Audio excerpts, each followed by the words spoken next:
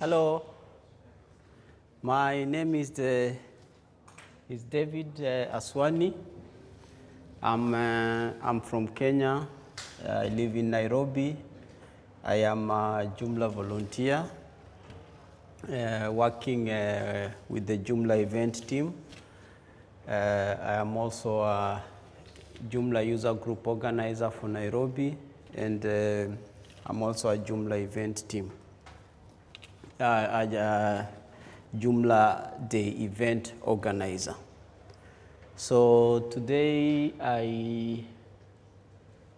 my topic is about building with clay, which is what I call the innovation that is out of necessity. And and I will not speak very fast because of the translators. So I don't know if I'm speaking too fast, you just signal me from the booth.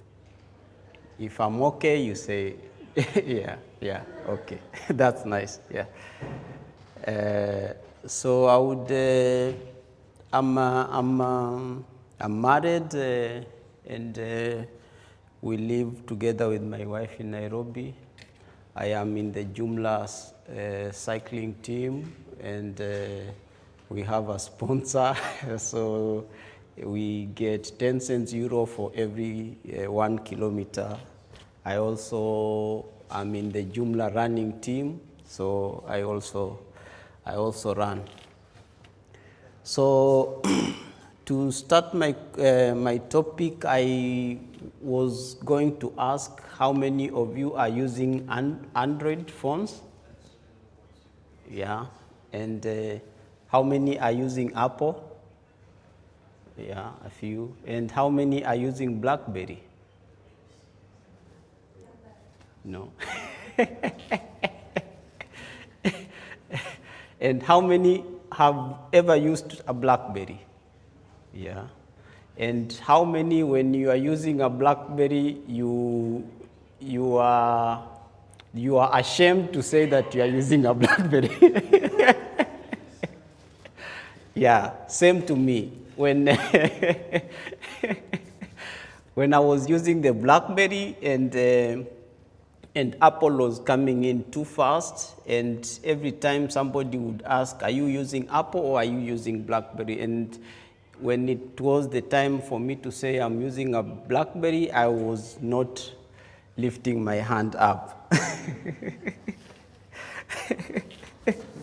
Yeah, so just like me, I'm trying to get a SIM card, and I don't know how many of you, when you arrived here, you went to buy a SIM card. Yeah, and when you go to buy a SIM card, maybe you did not realize that the technology you are using is the technology that was founded in Africa around 15 years ago, or maybe more. And it was by a company called Vodacom.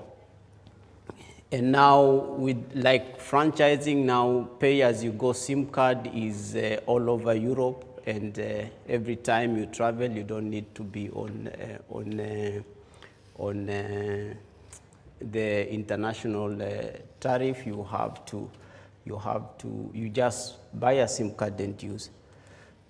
So I don't know, why do people invent? And I think that's the question that we'll be asking ourselves. And why do developers invent? Why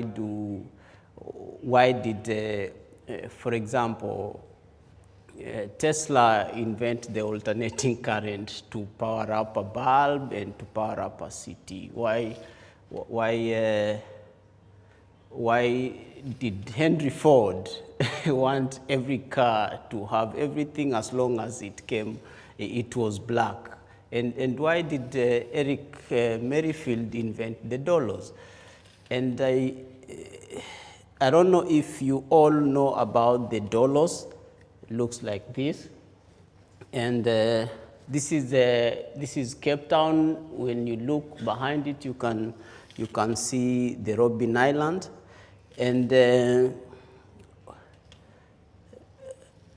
The dollars was invented by Eric Merrifield, and when a storm ripped the harbor and he was watching his kids play with the bones of the oxen, and out of that he created the dollars.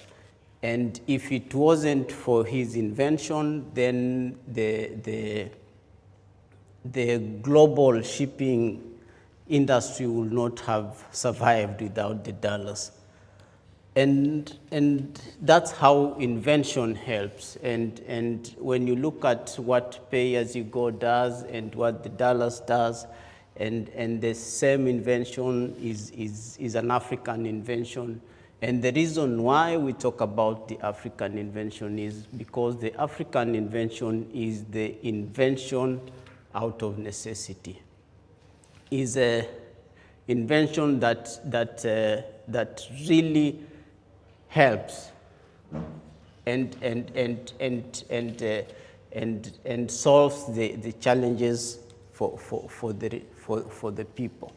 This is a slide I took out of from President Bill Clinton's page. He said, "I just touched down in Africa with at Chelsea Clinton, the daughter, excited to travel for the next 10 days at Clinton Foundation project."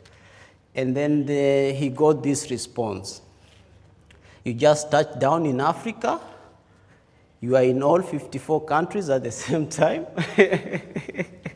And many people, when you talk about Africa, they think Africa is one country. You can walk from the north, where Jamel lives, to the south, where the dollars was invented. And the conversation continued at Bill Clinton, "Awesome. I am in Africa too. I'm sure we'll just bump into each other on the street. It's such a small country." So Africa is not a country. Africa is a continent. And since I was speaking I expected to speak to more Italians. I carried this slide with me this I took from the Independent, is a British newspaper, and the guy with the hat is Samuel L. Jackson. The other guy with no hair is Magic Johnson. All very celebrities of the US. One's a former basketballer and another one is a filmmaker. So these guys were spotted somewhere in Italy with their shopping, and they had walked and they were tired and they decided to sit. And the newspaper picked it up like, "These are lazy migrants. They have come to Europe and they have taken the money and now they are shopping this expensive, expensive stuff." But then when you look at Africa, and you have to show the map as it is. And normally it's dark, and they ask, "Why is it dark?" It's because it's not a place where we waste electricity.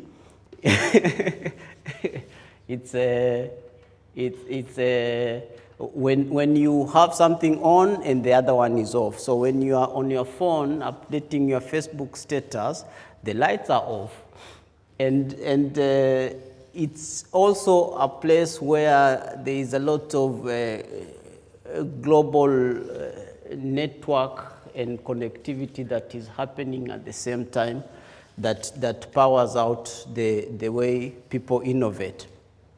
And then we ask how would we use the technology that is used somewhere else, in London, in Los Angeles, in Nairobi, or in New Delhi, to help in solving some of the challenges that we are facing.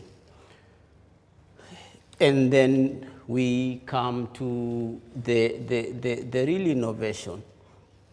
So when you swipe, there is this thing in the US where you put in your phone and then you swipe it and then you make a payment and then you say, now we have liberated the point of sale. And it's beautiful, it's amazing.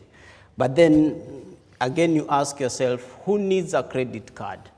And for us, we have been paying money with our mobile phone for maybe 10 years now or even more. And the platform for mobile payment is called M-Pesa. And when you look at the numbers, is that it's at 20% of the whole GDP of Kenya. And what M-Pesa does is that it enables you to put money on your phone and to make all the payments that you want to make. And the most interesting part of it is that it uses a very simple smartphone because all those transactions are made through text. So you are able to buy grocery, you are able to pay for maybe school fees, you are able to pay for parking, and you are able even to bribe the custom officials, because apparently Kenya we still we still bribe. So all that technology is done on a really simple phone, and it's a multi-billion-dollar transaction that goes through M-Pesa. Almost 40% of money transacted in Kenya is transacted through M-Pesa.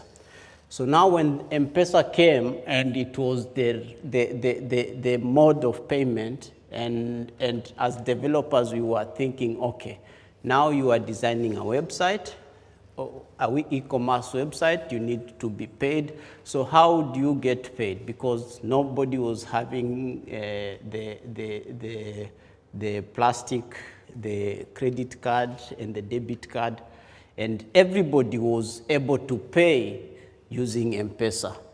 So most of the websites, they have MasterCard, Visa, American Express, and all those cards. And when you visit the websites that have been designed to work in Kenya, then you will find the M-Pesa there. So what basically it does is that when you have picked whatever you want to buy, if it's buying a good or service, you have shopped, and then all the details have been entered to, you go now to where you need to pay. So you will skip all the PayPal and whatever Visa, American Express, and go to Lipa na M-Pesa, which Lipa na M-Pesa is in Swahili. And M-Pesa simply means mobile money. Pesa is money. So when you go to Lipa na M-Pesa, which means pay with your mobile money, you'll get this number. It's called the till number. So you would put the till number on your phone and select the payment option, say how much you want to pay. If you want to pay maybe 200, you'll put 200, and then it will confirm with the details of where you are paying, so that you don't pay to the wrong person. So after you have verified the details, and then you would give an okay, and the money will be paid, and then you get a message back that you have already paid, and it's a system that integrates very well to the website, that you are able to connect your website with your phone on the payment portal, and it works really well. So it's very popular now to developers, and especially for website users who want to buy something online and to pay online and to receive it or to pick it or what else, and even to pay for services. And the technology that we have today has been enabled by the fiber connectivity, which wasn't there many years ago. There was a story that we were being told. Some Kenyans went to the US, and then when they were being driven back to the airport, they saw somebody was digging something across the road, and then they asked, what are they doing? And then the guy said, these people who are digging there, they are putting fiber. And then a few years later, and this guy was visiting Kenya, and he saw people digging across the road, and he asked, what are those people doing? And this guy from Kenya was telling, these people who are digging there, they are putting fiber.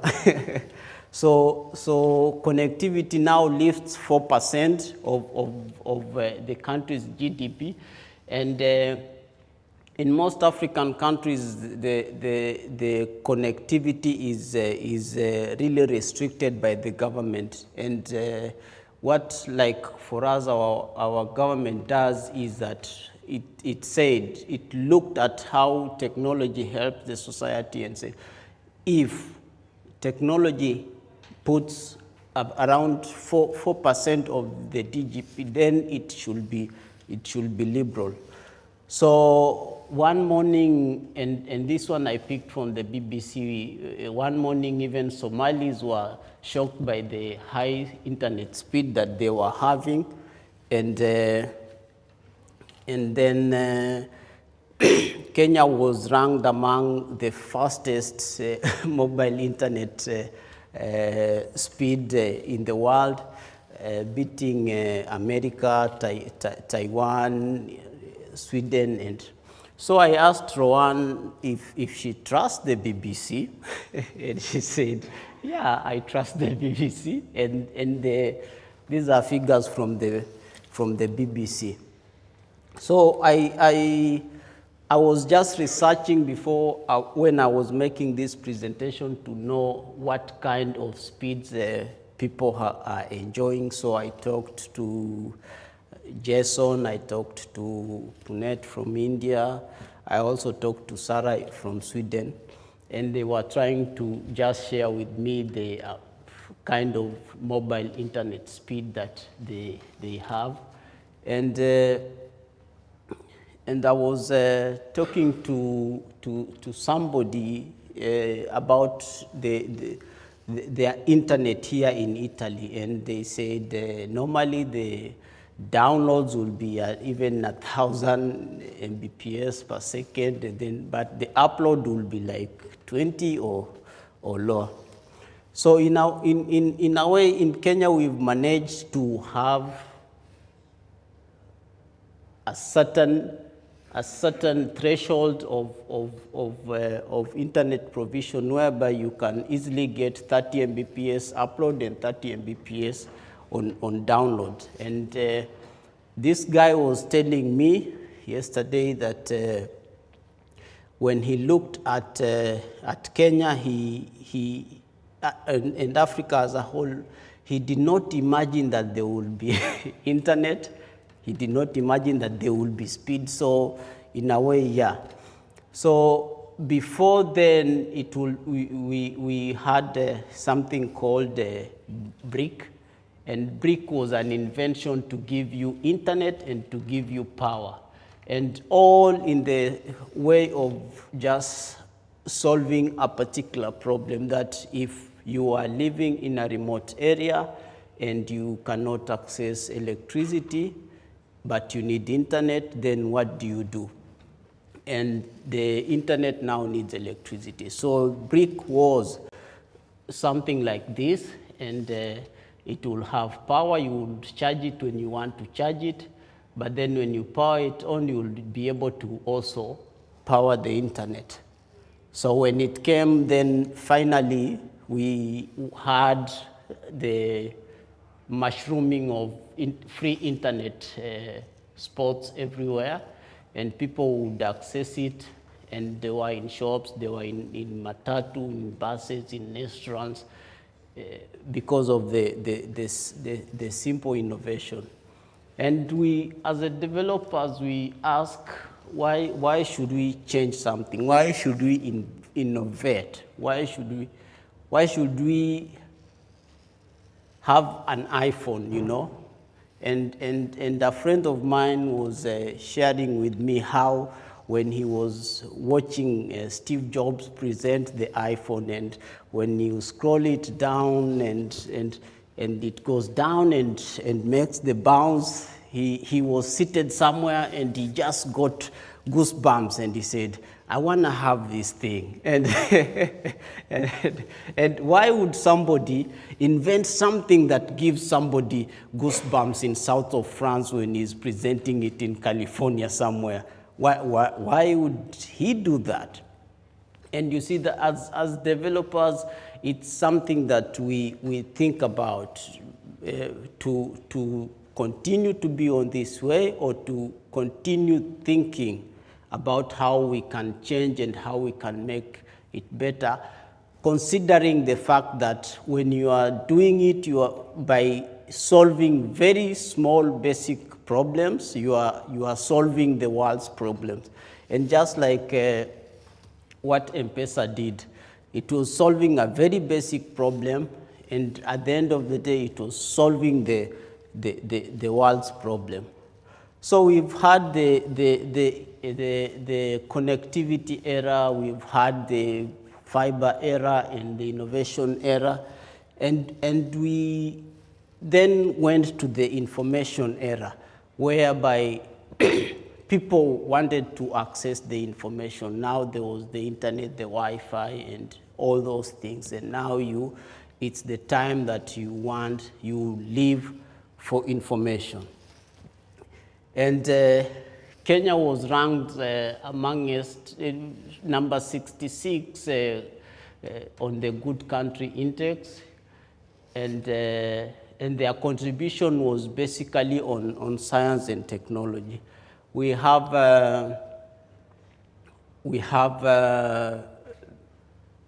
every time new incubation centers coming in that empower youth to think in innovation way. And when we do our Joomla days and our Joomla user group, we speak to students and teach them how to be entrepreneurs, especially using Joomla, creating websites and that kind of stuff. So the things that have driven the digital growth has just been to involve everyone, to democratize information, to create new playing fields for business models, to collaborate and innovate. And basically for me, the one down there has been where I have really thrived, the collaborate and innovate, because this is a field that has enabled creativity for many people, myself included, and even having to change business models. Why do we now pay with the M-Pesa as opposed to having cash in your pocket? Why do you need M-Pesa as opposed to maybe having a card where you can visit a physical bank to withdraw money and to make payments? So this is a huge business in Kenya, because they say cow business is almost half $500 million business, and these are cows that I gave to my father-in-law before I got married. And like for us, generally what you do is before you get a wife, you have to take physical cows, like walking. So for me, I was supposed to give 5 to have my wife, and And this is the first one that I gave there too. So my mother-in-law, she's a farmer. She keeps them, but then she was looking for information. How do you feed them? Which is the medicine? All those things, and even that there was this app that was created to generate that information. It's called iCow. So iCow is powered by a service provider called Safaricom. So what it basically does is that when somebody wants to information about something like how many liters of water and how do I feed and how do I treat, so you send a text message to iCow and put your question there, and you get a reply on your text message on how to care for your cow. And even this is really simple technology that is solving a global problem, because then you are able to thrive in your field, you are able to produce more milk, and even you are able to care better for your animals. Yeah, and the dairy industry in Kenya is worth $463 million, which is quite high. So for us, we as developers, we have to ask ourselves questions every time. Why do we innovate? And you don't innovate for the big, you innovate for the small. And innovation first has to solve very basic problems. And when you are solving those basic problems, then you are solving the world's problem. And that's what's happening. The good thing with technology like what we have in Africa, it doesn't need an iPhone. It needs most of the time needs very simple phone and it works just fine. And it's a phone that many people can afford, and sometimes powers can be used like a torch. It has a calculator. It has all those things that a farmer needs to help. So that is my presentation. Questions?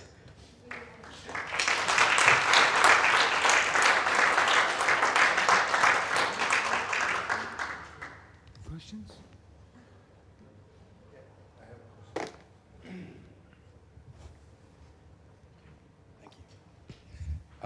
I'd be interested in what exactly your relationship with Joomla is. How do you use Joomla in your life, or do you provide services with it? It's a little bit how you came to work with Joomla in the first place.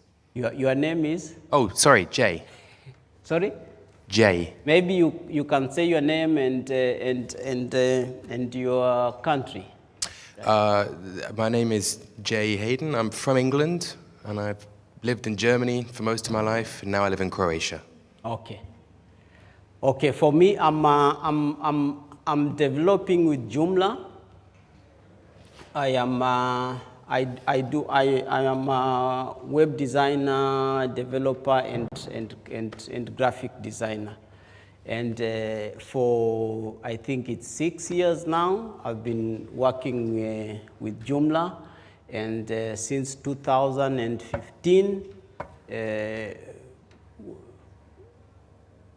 being a Joomla volunteer, yeah.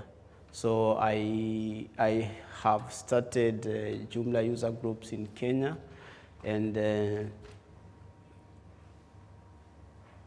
in Uganda, in Tanzania, and Burundi, and now Somaliland.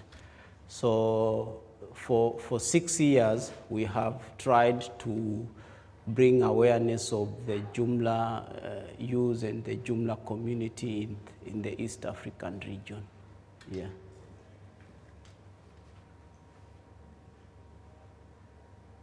Yeah. Mike here.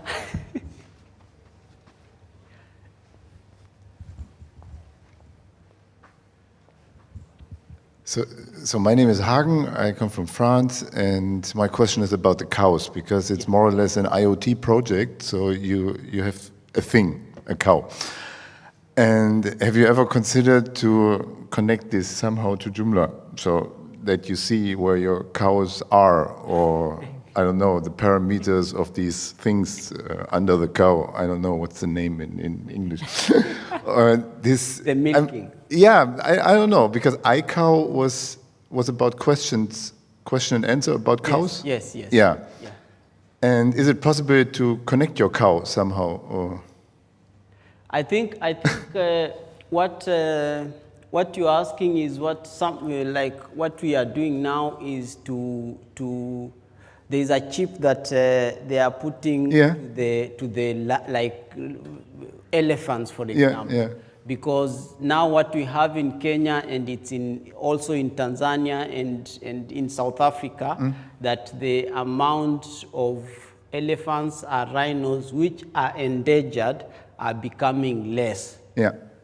So they came up with the technology to maybe map it. And Who's they?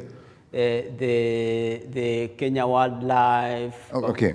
together with the South African and the Tanzanian Wildlife, to map it so that you can know where the elephant is, and when it's in danger and when it dies, you would know. I'm just asking for the cows. Yeah. For the cows, most people in Kenya are what they call subsistent farmers. Yeah. So maybe you would have 2 or 3, and you'll basically know where they are. Yeah. So the technology should work, can work, but then most of the time you will know he's there and she's there, and now we are okay. But then for those who have a lot, they are using this technology to know where to count and stuff like that. I just to try to bring this together, because Parad Lavat had an example with the Raspberry Pi and Joomla and the backend to see, I don't know, the weather or some parameters. And it would be so nice to have the quantity of milk inside a Kenyan cow, or I don't know what. Yeah. And so I hope for the next presentation about that. Yeah. Okay. Thanks.